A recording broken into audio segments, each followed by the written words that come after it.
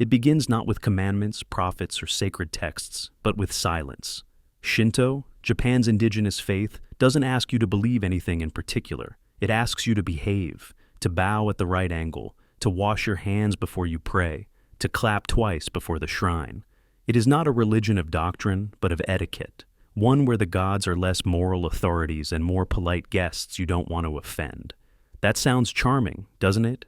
Until you realize that a system built on manners, not meaning, can hide an extraordinary emptiness behind its calm smile.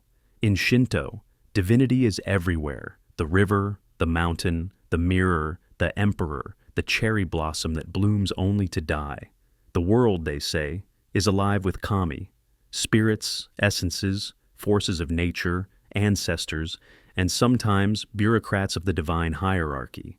There's no heaven, no hell, no cosmic justice waiting to tidy up moral disorder. There's just purity and impurity, cleanliness and pollution. Sin isn't about wrong, it's about dirt. You don't confess your misdeeds, you rinse them off. It's a brilliant psychological mechanism. Remove moral guilt, replace it with hygienic anxiety. Instead of asking whether one's action was right, you ask whether it was clean. The result? An entire worldview that appears serene but hides a quiet dread of defilement, spiritual, social, and even emotional. Every shrine is a washing station for the soul. Every ritual an apology for existing in a world that constantly soils itself. The kami don't demand belief, but they do demand order, harmony above truth, purity above authenticity. And that's where the contradictions begin. Because when you worship everything, you essentially worship nothing. When every tree, stone, and breath becomes divine, divinity loses meaning. The sacred dissolves into the ordinary until the distinction vanishes. And what remains is an elaborate theater of reverence masking a deep existential ambiguity.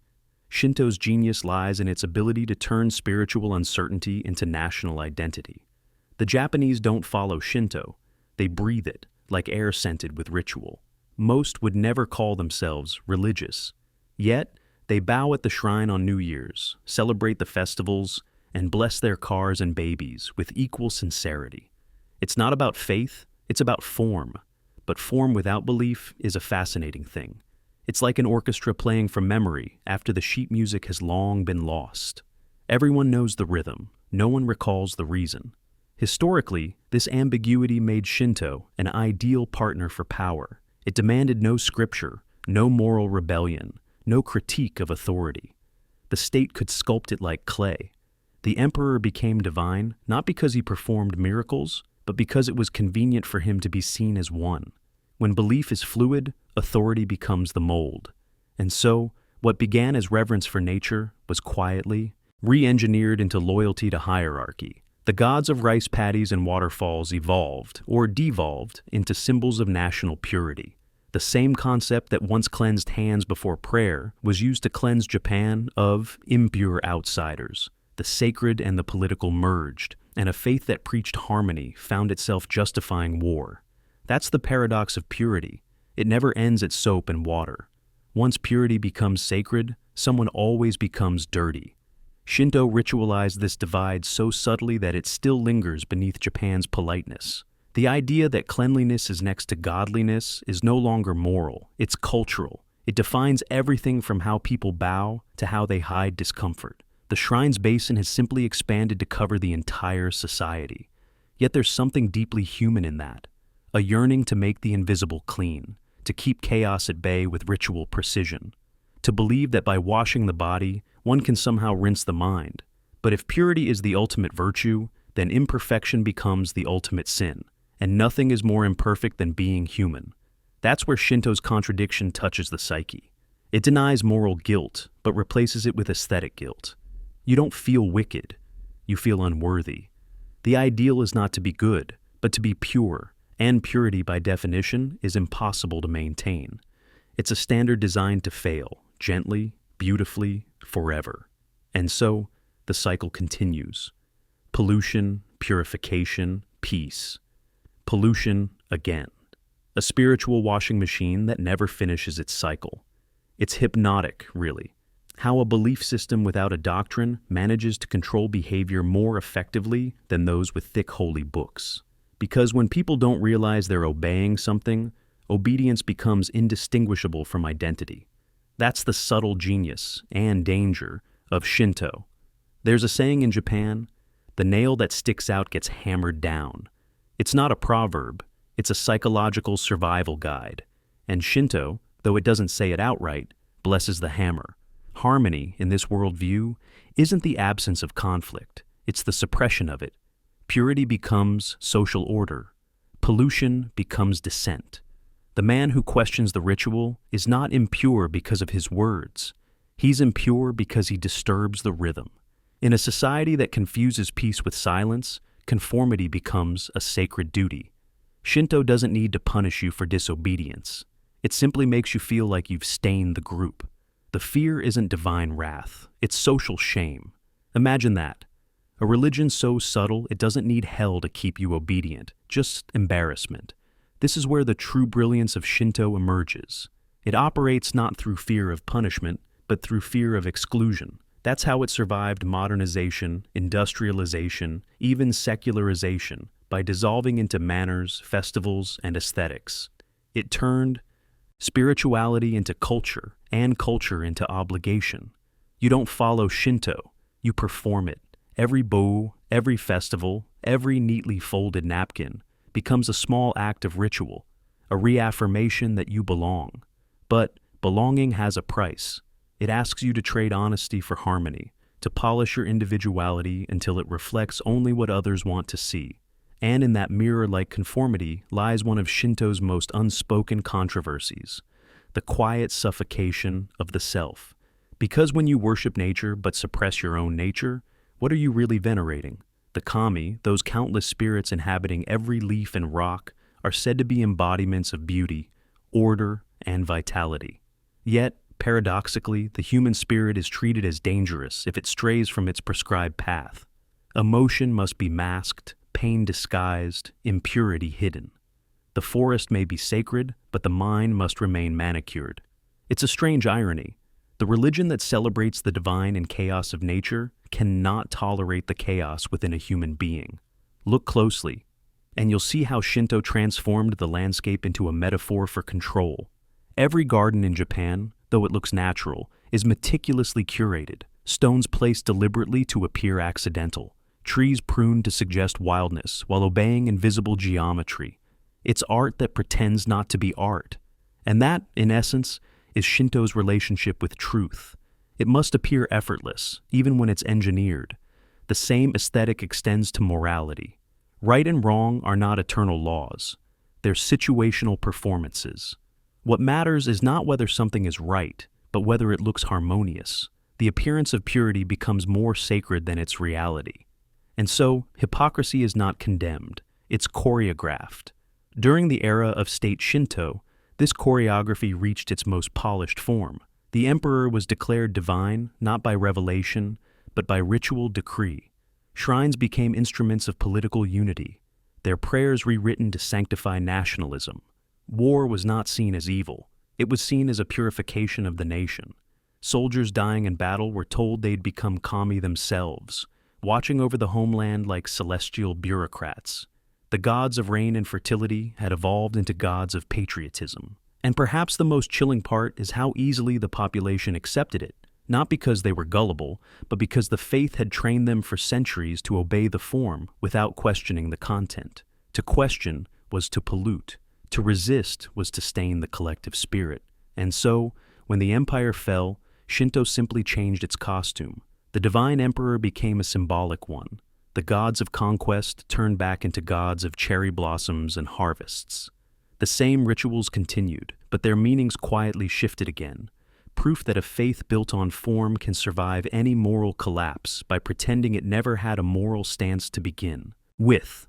It's like a mirror that never breaks because it reflects whatever stands before it. Even today, Shinto thrives not as a religion, but as a cultural reflex. Its shrines draw millions during New Year's, weddings, and festivals. Yet ask those same people what they believe, and they'll shrug. They don't pray to something.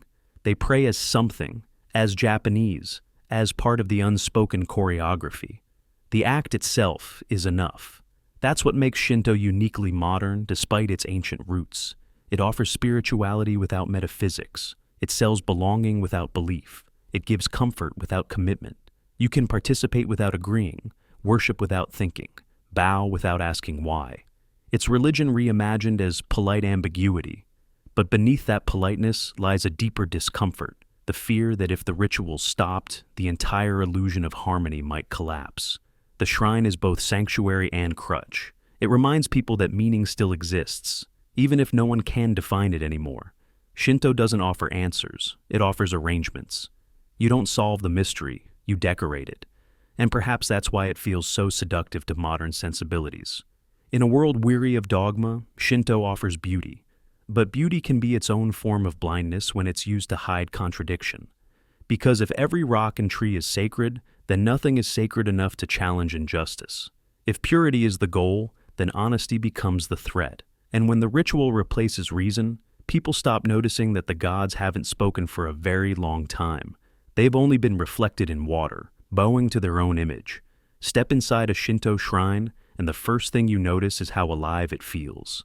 The wooden beams, the paper lanterns, the slight rustle of leaves, all seem to whisper reverence. Yet, look closer, and you'll see the paradox. The life you're bowing to is mostly an idea, carefully curated to suggest omnipotence while remaining comfortably vague. Shinto's ambiguity is its greatest strength and its subtlest manipulation. It doesn't demand belief, but it conditions obedience. You don't question a ritual because you don't know what it means. You simply do. And in doing, you internalize the patterns of submission, not the principles of morality. The spiritual equivalent of exercising a muscle you didn't realize existed. Think of it psychologically. Humans crave meaning, coherence, a narrative that tells them why their actions matter. Shinto sidesteps that need by offering structure without story. Its festivals, its prayers, its bowing, these become meaning in themselves. Participate enough, and you feel integrated, even enlightened, without ever asking whether the enlightenment corresponds to reality. The act replaces reflection, and the ritual substitutes for philosophy. This is where subtle psychological dependence emerges. It's not about divine wrath or reward, it's about comfort in repetition. Every visit to the shrine is a reinforcement loop. You are part of a tradition, a society, a cosmic choreography that validates your existence. The gods themselves are less important than the sense of continuity they provide. Lose the ritual, and the illusion shatters. Keep it, and even emptiness feels sacred. And yet, beneath this carefully constructed calm lies tension. Shinto celebrates harmony above all else, but harmony is fragile. It is never an end. It is a performance. Conflict is suppressed, individuality is contained, and doubt is quietly stained as impurity. If the kami dwell in all things, the human spirit must hide its dissonance lest it offend them. You are free to think, but only in ways that do not disturb the rhythm. Consider the psychological implications. The suppression of inner questioning is not punishment, but subtle coercion. It shapes behavior without doctrine, influences morality without argument, and enforces social norms without enforcement. The ritual becomes the teacher, repetition the lesson, and silence the reward. There's another contradiction here that is easily overlooked.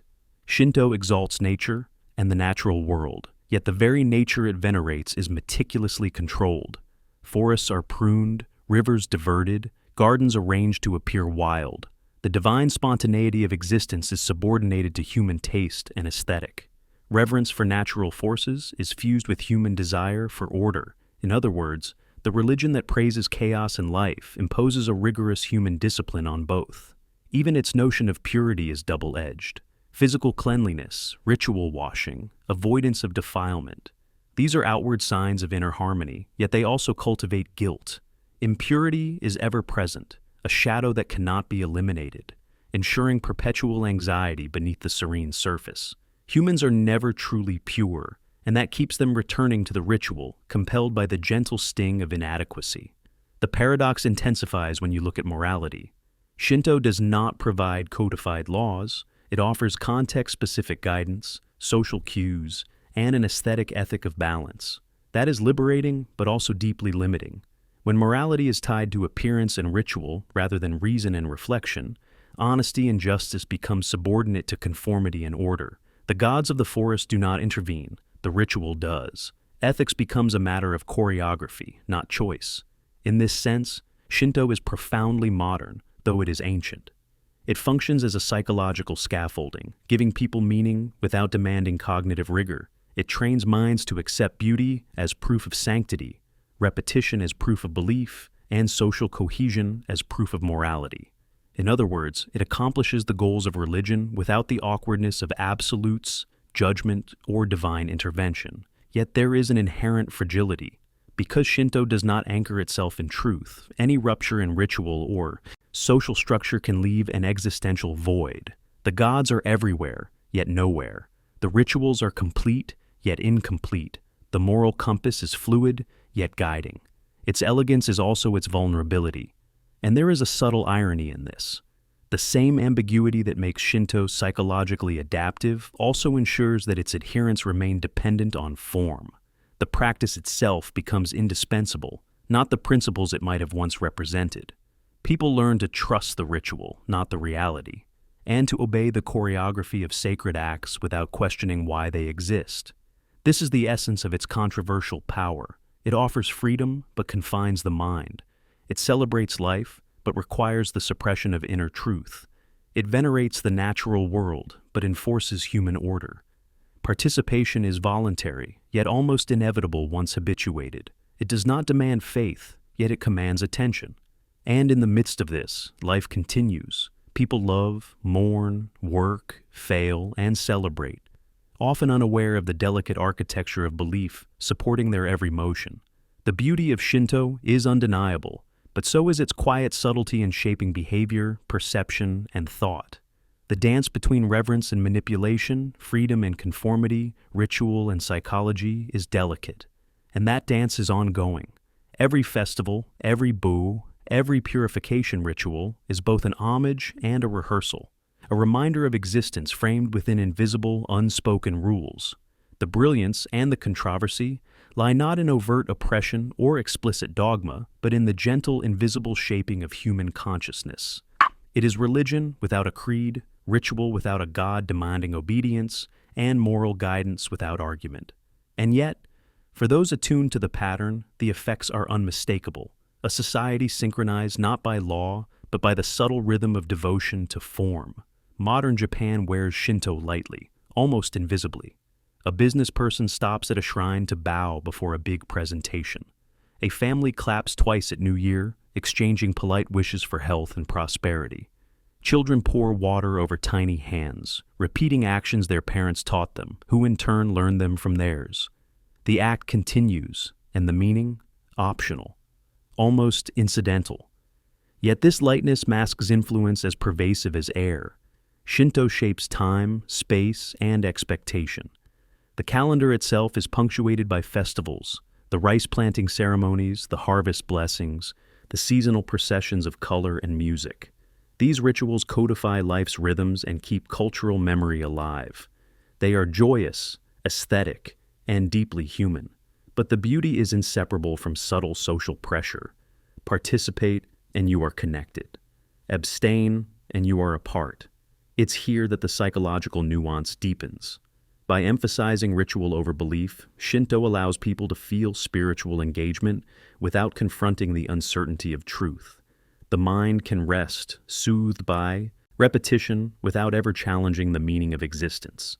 And yet, in the quiet moments between bows, in the spaces where the ritual pauses, one might wonder, does this engagement elevate, or does it pacify? Does the purification wash the soul, or merely the conscience? The ambiguity of Shinto's gods amplifies this effect. They are not omnipotent arbiters of right and wrong. They do not punish, reward, or demand. They exist, as nature exists, as society exists. Their presence is a mirror, reflecting back the discipline and care of humans, rather than imposing external law. And that reflection subtly teaches an enduring lesson. The world is sacred, but only insofar as you honor the form it demands. This interplay between reverence and conformity extends into national identity. Shinto never explicitly defined loyalty, yet it became the backbone of cultural cohesion. During the Meiji Restoration, the separation of Shinto from Buddhism created a nationalistic framework. The emperor became the living symbol of divine order, and Shinto became a moral compass without moralizing, a loyalty without questioning. The gods were everywhere, but they were also instruments of statecraft. Harmony, order, and ritual reinforced obedience without invoking fear of punishment. Even today, traces of this subtle governance remain. Festivals encourage conformity. Community bonds are maintained through collective ritual, and social expectations are gently enforced through shared acts of reverence. There is no scripture dictating morality, yet morality manifests naturally in behavior, polished, socially acceptable, and internally regulated. Humans learn the rhythm of ritual before they learn the rhythm of conscience. The paradox is remarkable. Shinto grants freedom in belief while subtly constraining action. It honors the individual's experience while shaping that experience invisibly. It offers the comfort of spirituality without demanding metaphysical reckoning, and yet it is profoundly controlling in the quietest, most persuasive way imaginable. At a personal level, this creates a subtle tension between the self and the sacred. Humans are messy, conflicted, impulsive. Shinto demands careful choreography of interaction, a gentle but persistent shaping of thought and habit. Purity is outward, harmony is communal, and deviation is quietly discouraged. One may think independently, but the rhythm of ritual constantly reminds the mind what is acceptable. Autonomy exists, but within a lattice of expectation and decorum. There is also paradoxically a profound aesthetic truth in this structure. Shinto recognizes beauty in impermanence, imperfection, and flux. Cherry blossoms fall, mountains erode, rivers shift.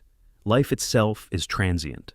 The rituals, carefully preserved, stand in contrast to the ephemeral, giving humans a sense of continuity and stability.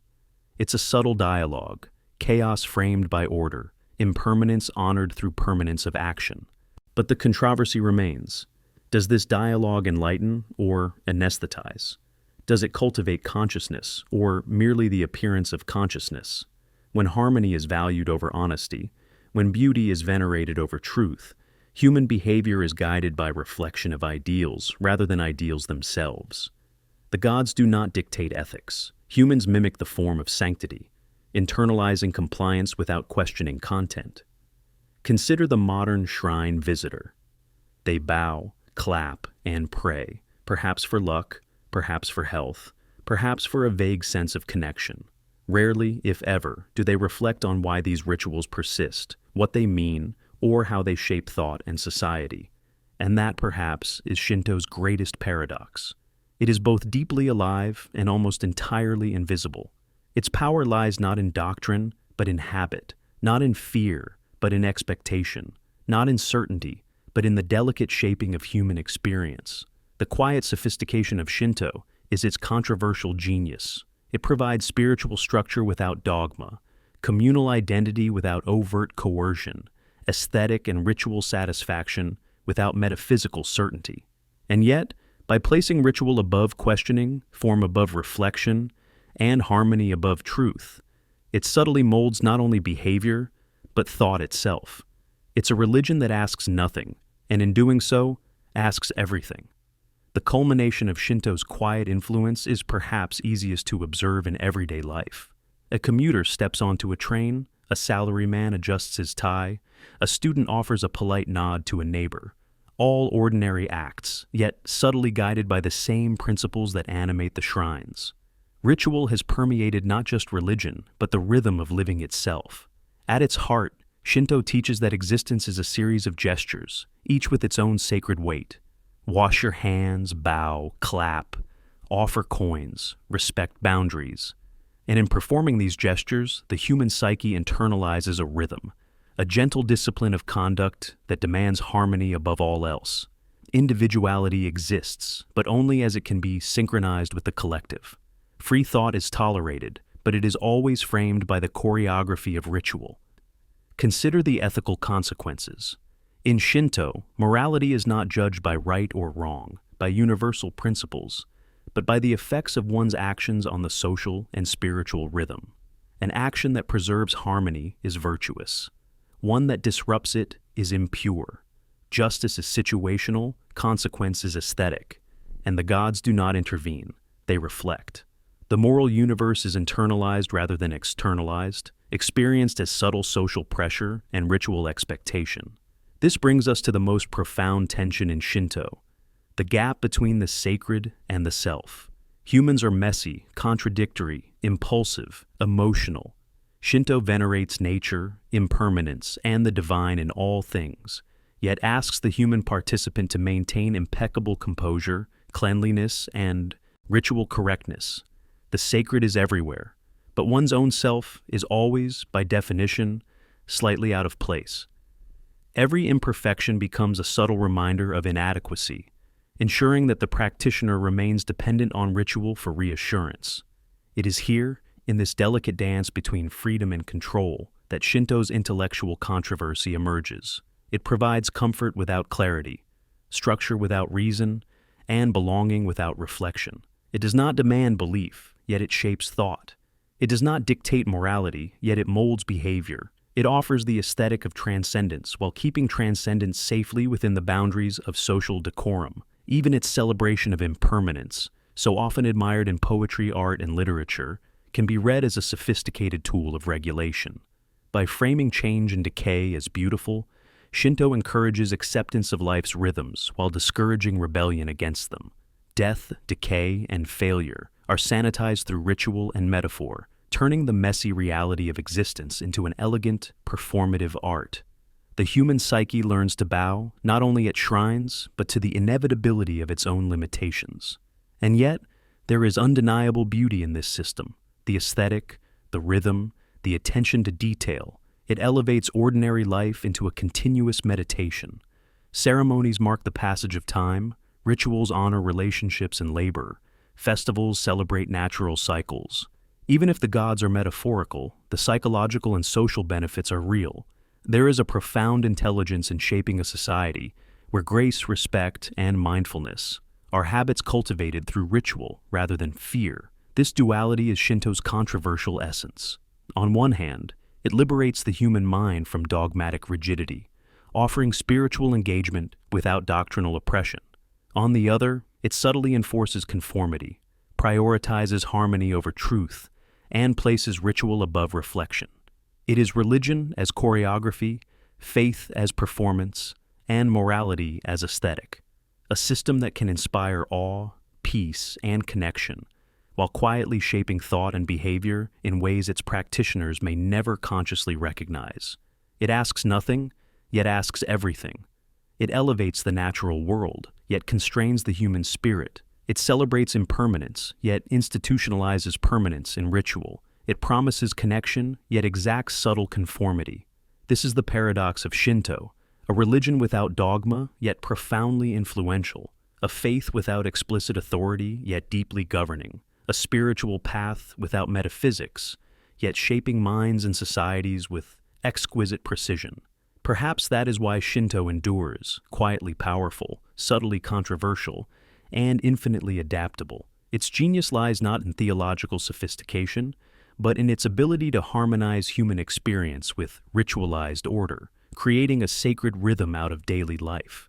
And in that rhythm, millions of people find meaning, belonging, and solace, even as they may never question why it works, or whether it should. And so, the lesson is not in miracles or commandments, it is in observation, reflection, and subtle recognition.